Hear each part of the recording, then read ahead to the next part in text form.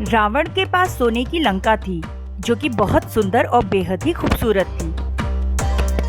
स्वर्ण नगरी के नाम से जाने जाने वाली रावण की लंका के बारे में तो आपने सुना ही होगा। कहते हैं रावण के इस सोने की लंका के चर्चे उस काल में भी हर तरफ होते थे। सोने की लंका की बनावट के बारे में हर लोक में बातें हुआ करती थी। ज्यादातर लोग सोने की लंका को रावण की धरोहर मानते हैं, लेकिन पुराणों के अनुसार ये धरोहर किसी और की थी। हिंदू ग्रंथों के अनुसार एक बार माता लक्ष्मी और भगवान विष्णु कैलाश पर्वत पर भगवान शिव और माता पार्वती से मिलने के लिए गए। कैलाश पर्वत पर बहुत ज्यादा ठंड थी और माता लक्ष्मी को हर तरफ बर्फ ही बर्फ नजर आ रही थी। ठंड के कारण लक्ष्मी जी ठिठुरने लगी। सर्दी से बचने के लिए उन्हें पूरे पर्वत पर कोई स्थान नहीं मिला। तब उन्होंने माता पार्वती से कहा कि आप इस पर्वत पर कैसे जीवन व्यतीत करती हैं। इसके बाद माता पार्वती ने बैकुंठ धाम की यात्रा की। वहाँ के वैभव को देखकर पार्वती जी ने ठान लिया कि वे भी अपने लिए एक ऐसा ही महल निर्मित कराएंगी। इसके बाद अपनी इच्छा को उन्होंने भगवान शिव के सम्मुख रखा।